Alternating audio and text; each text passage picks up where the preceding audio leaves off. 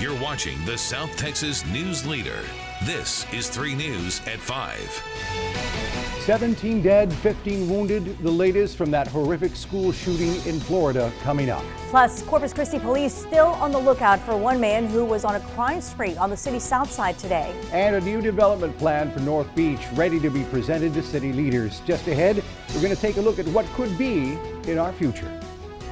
And good evening, everyone. Thank you so much for joining us tonight. I'm Katy Uriarte. And I'm Rudy Trevino. We begin tonight with the latest from the Florida school shooting. Authorities are still on the scene at the high school where the suspected gunman, a former student, killed 17 people and wounded 15 others yesterday. Yeah, students, staff, and parents, they're trying to figure out what drove that 19-year-old to do something so horrific. Authorities now learning more about his apparently troubled life. Stephanie Ramos reports.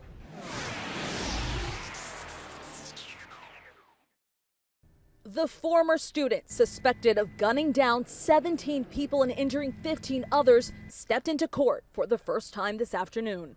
Are you Nicholas Jacob Cruz? Yes, ma'am. 19-year-old Nicholas Cruz is facing 17 counts of premeditated murder. Mr. Cruz, you're going to be held without bond until further order of the court. Police say Cruz opened fire at his former high school, Marjorie Stoneman Douglas, in Parkland, Florida. It was about 2 in the afternoon when the gunshots started outside the school Wednesday. Terrified students hiding in classrooms behind desks. I feel like I'm in a dream. Like, I don't believe this is real. There's no way to describe what happened. White male, burgundy shirt, wearing a black hat and either long black pants or shorts. He mixed in with a group of students that were running westbound. Cruz eventually caught a few miles away from the deadly scene by this officer from a neighboring department. Training kicked in. I pulled my vehicle over immediately, engaged the suspect. Authorities are now learning more about the suspect, described as a loner and crazy by neighbors and other students. He was always what he was. He was always weird, like violent, aggressive. Some families left in absolute anguish. Friends, strangers, all coming together to remember the victims of one of the deadliest school shootings in the U.S. Where do we go? Who do we go to? How do we cope? Where do we find the strength? The Anti-Defamation League tells ABC News a suspect had ties to a white supremacist group. Meanwhile, the FBI is now even looking into how they handled a tip they received last year about a threat the suspect posted on YouTube. Stephanie Ramos, ABC News, Parkland, Florida. Dr. Ada Besamais from Carroll High School and CCISD Superintendent Dr. Roland Hernandez join us right now to talk about this tragedy. Doctor, I'm assuming that, of course, we're all thinking about this right now, but CCISD does have a security plan, a very well laid out security plan. Can you share some of that with us? Yes, first our hearts and our prayers go out to the students and families in Florida. That is always something that we don't like to hear about, and you certainly hope that never happens in your school district. But as far as our security goes, we take that very seriously. We make sure that we have routine and training on active shooter drills. We do lockdown training. We do shelter in place regularly. We have a security system alerts where we can notify our parents right away of something that's taking place for all of our students and their families. And so keeping that communication open to make sure they know that our kids are safe is very important. And Dr. Hernandez, we have a new system in place now. We highlighted Moody High School this afternoon, and it's going to be on our news at 6 o'clock about the new security buzz system that they have. Tell us about that. Yes, so we're really making it a priority for all of our schools that as you enter the front of the school, you're going to be entering at the front office area with no access to the rest of the school. Not until it's cleared through the front office can they buzz and give you access to the remainder of the halls and the school itself. Sure. And so that's a big security issue for us because you really don't know who's coming. You're controlling it at the entrance and you have one entrance, one exit point. Absolutely. And sadly, when things like this happen, it not only affects those who are directly affected, but indirectly it affects all schools, all students, all teachers and parents across the country. And sometimes our children need counseling, need help to kind of understand this. Dr. Besamais oversees all of the counselors for CCISD. Do we have a plan in place for that? Yes, sir, we do. We recently have gone through extensive crisis training for the district. All the district counselors were trained consecutively in the last 2 years on how to address current needs of students in crisis, staffs and students likewise. We also do a lot of in-class counseling to provide the conversation around if you see something, say something. That regardless of what's coming out in our social media, conversations among students, that we have an obligation to report anything that may be something to be looked into. And so that's the message to our students. No doubt. It is the day and age in which we live in today, where we have to be extra cautious and spread the word that if we do see something, say something. Yes. Doctor, one more thing, and this having to do with added security at some of our older schools. Have we stepped it up there as well? Well, that continues to be our goal. As a district, we've done so many great things over the past few years, and that's a very big thank you to our community. With our bond programs, building new schools to make sure that our kids are inside at all times. We do have some older schools, and that's the way they were built with the outdoor concept, but we're addressing those. It was a different time. It was a different time. Dr. Bismais, Dr. Hernandez, thank you so much for coming. We appreciate it. Thank you, sir. Thank you for having us. Katia, back to you. And it was a different time. Thank you for that.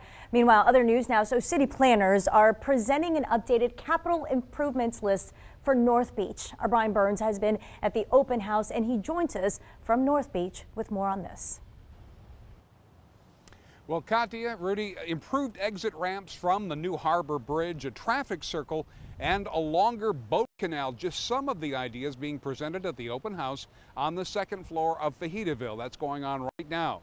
These are updates on improvements to the redevelopment plan for North Beach, first proposed back in 2012.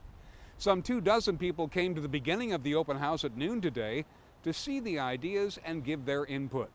Karen Costanzo, senior city planner, says the ideas highlighted improved access from the new Harbor Bridge. The canal is a little bit longer to the north and south. There's also an addition of a traffic circle along Beach with the intersection of Timon and Surfside Boulevards to help a free flow of traffic. There's a lot of concern expressed from the community about making sure the traffic doesn't back up along the frontage road now that there's just one exit onto North Beach from the new Harbor Bridge. The plans also include some barrier islands to be built with excavations from the canal, channel dredging, or the new Harbor Bridge. Now, these plans, including input from the public, will go to the Planning Commission next Wednesday. And then city planners hope to get the entire proposals to City Council by the end of March. Now, the open house continues on the second floor of Fajitaville until 6:30 tonight. Live from North Beach, Brian Burns, 3 News. All right, Brian, thank you for that. Meantime, in Washington, D.C., the issue of gun control is center stage after yesterday's deadly school shooting there in Florida. Tara Palmieri reports. For the 4th time since taking office, President Trump addressed the nation in the wake of a mass shooting. He offered sympathy, but did not utter the word gun. No child, no teacher should ever be in danger in an American school. The president appeared to blame the problem on mental health like he's done before, but offered no legislative answers. We are committed to working with state and local leaders to help secure our schools and tackle the difficult issue of mental health. President Trump said he would visit the site of the shooting. This weekend, he'll be at his resort Mar-a-Lago in Palm Beach, just 40 miles away from the school. Sources in the White House say he may stop there over the weekend. Over in Congress, there was a lot of talk, a moment of silence, for the victims of the Florida school shooting, and not a lot of action. Children are dying in our schools, in our communities, on our streets. All this Congress has to say is, let's have a moment of silence. It's even split among the chambers. House Speaker Paul Ryan blamed the Senate for stalling his legislation on instant background checks. If there's someone who's not supposed to get a gun who's getting a gun, then we got to figure out why that's happening and fix that. That's a piece of legislation we already passed that's sitting in the Senate. Florida Senator Marco Rubio says he doesn't want to rush into action. We could pass laws. There are plenty of ideas out there, but those laws wouldn't solve the problem. Last year, President Trump blocked an Obama administration regulation that would have made it more difficult for the mentally ill to buy guns. Tara Palmieri, ABC News, Washington. And now to crime news here at home. On the south side, a man is caught trying to steal not one, but 2 cars this morning. That's right. Michelle Pedraza joins us now live from Caraville Parkway near Weber with details on this story. Michelle, tell us about it. Hey guys, well, residents we spoke to are still pretty shaken up about what they experienced today. A man is still on the loose after trying to steal their cars. It all started right here at the Waterford Apartments around 8 this morning. Now, this is what we know. In the first attempted car robbery, Corpus Christi police say a man jumped into a woman's vehicle while she was still parked and still inside her car. He demanded her to drive off while holding a weapon. The woman refused to follow his demand, telling him no and to get out of her car. Officials say the suspect got out of that car and went to another apartment complex close by, found another car running with no one inside it. He quickly jumped in and drove off. So I was clearing the car in the back seat for a car seat, and I left the door open. I left the car on. I was out. As I was going up the stairs, I saw him go into the car, and that's when he took off. It could have been worse, so I'm just grateful that at least I mean, yes, I have my car now, but I mean, grateful I have my life at least.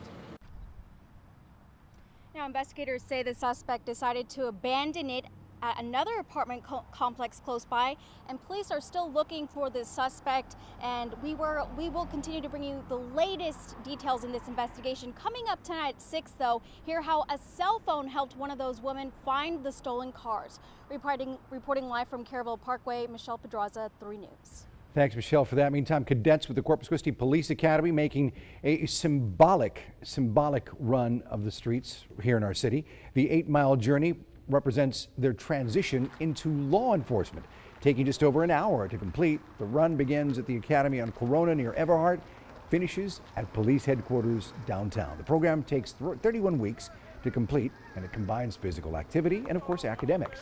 For one cadet, the transition to police officer is full circle since she began as secretary to Police Chief Markle. It is huge. It is something that I thought would never come. Like I said, I've always wanted to be right where I'm going to be tomorrow at graduation, and it feels really good. This is the 76th Corpus Christi Police Academy. Graduation takes place tomorrow at the Selena Auditorium. All right, congratulations to all the cadets. And residents in Port Aransas getting an opportunity today at finding a new career. A lot of these businesses have put their hard work, and they're just like, it's tremendous. It almost brings me to tears to think how hard everybody's worked to put their businesses back together. True, the Port Aransas and Mustang Island Chamber of Commerce teaming up for this job fair. Organizers say this is a fresh start and an opportunity for job seekers and employers to network and to fill any open positions, especially since folks out there continue to recover from Hurricane Harvey. The store I work at, they lost 3 stores, so they've cut hours, and so we're just trying to make it. I'm just trying to make it. And nearly 50 employers attended the event, and organizers say more businesses are opening up, if not every day, every single week. And so to come tonight on 3 News at 5, Elon Musk making some comments about a South Texas community that's really not sitting well with South Texas residents. Their message to the tech mogul coming up. But first, meteorologist Bill Vesey delivered as promised. Nice oh weather my today, goodness, Bill. So nice. People were happy, Bill. Yeah, we like people happy, right? As far as the weather is concerned. Katia, Rudy, everybody. Hola, amigos. All right, we'll continue to be happy through the early evening hours. Mild but increasing clouds later in the evening. Partly to mostly cloudy and 68 here by 8. But changes start tomorrow.